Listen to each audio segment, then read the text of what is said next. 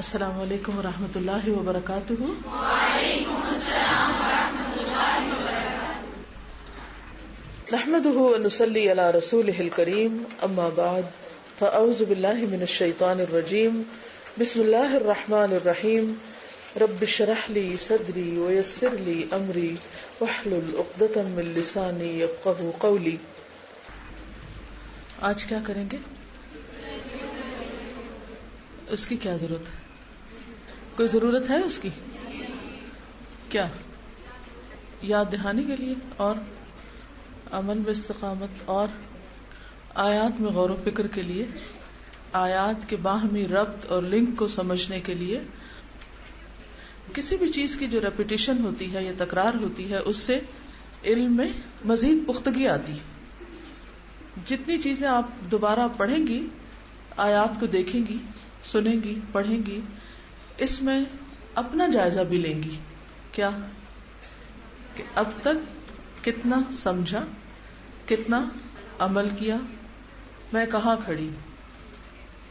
ایک اور چیز یہ بھی ہے کہ قرآن مجید کو ایک مختلف انداز میں سمجھنے کی کوشش بھی ہے، ایک جدید انداز میں سمجھنے کی کوشش بھی ہے یہ، کیونکہ سادہ ٹیکسٹ تو آپ پڑھتے ہی رہتے ہیں، لیکن یہاں کوشش یہ کی جا رہی ہے کہ اسی ٹیکسٹ کو، انہی آیات کو ایسے انداز میں آپ کے سامنے پیش کیا جائے کہ آپ اس پر غور و فکر کر سکیں۔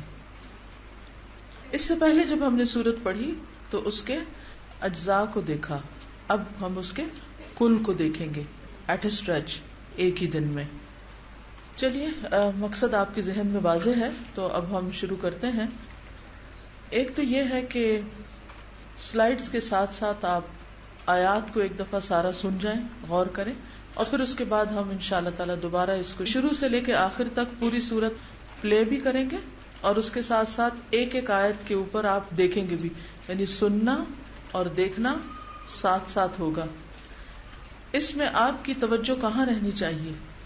نگاہیں کہاں ہونی چاہیے؟ کان کہاں ہونے چاہیے؟ نگاہیں آیات پر ہونی چاہیے اور کان جو ہے وہ آواز پر ہونے چاہیے جو تلاوت آپ کے سامنے آئے گی۔ کیا اس دوران ادھر ادھر بھی دیکھنا جائز ہے کہ یہ مشین کیسے چلا رہے ہیں، لیپ ٹاپ کس کوالٹی کا ہے، کیا لکھا ہوا ہے اس میں، کون بیٹھا ہوا ہے؟ مجھے اور آپ سب کو اپنے اس وقت سے بھرپور فائدہ اٹھانا ہے، اور جو کچھ ہم دیکھ رہے ہیں، سن رہے ہیں، اس کو اپنے اندر جذب کرنے کی کوشش کرنی ہے تاکہ وہ ہمارے دلوں میں اتر جائے۔ چلیے شروع کرتے ہیں۔ اعوذ باللہ من الشیطان الرجیم، بسم اللہ الرحمن الرحیم۔ Reading and listening together. کچھ سمجھ آ رہا ہے؟ یعنی حکم پوری طرح سمجھ میں آ رہا ہے، کمپیریزن بھی کر رہے ہیں، غور کر رہے ہیں کہ ڈفرینٹ کلرز کیوں یوز ہوئے ہیں، اور اس کے ساتھ ہمیں آپ کو بھی ان پٹ چاہیے۔